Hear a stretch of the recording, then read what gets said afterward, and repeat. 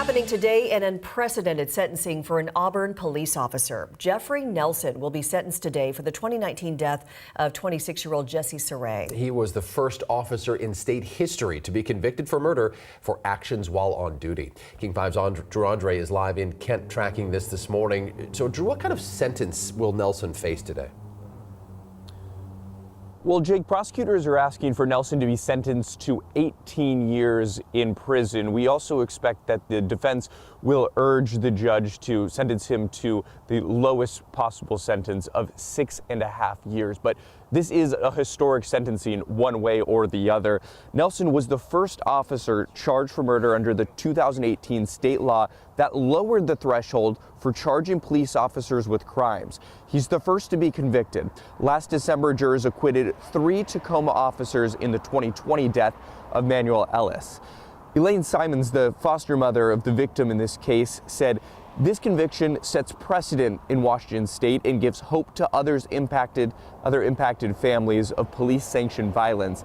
Nelson committed a horrific act of violence against Jesse and the community. Mr. Nelson robbed his family and the world of this incredible human." May of 2019, Nelson attempted to arrest Jesse Sarey outside of a grocery store when he shot him twice.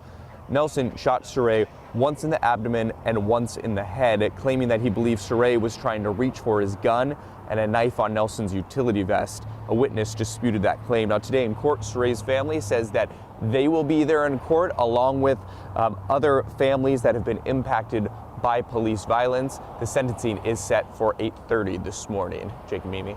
Drew, we know that obviously we just mentioned he isn't the first officer in our state to be, he is the first officer, I should say, in our state to be convicted of murder, but this was not Officer Nelson's first deadly use of force incident since he joined Auburn Police, right?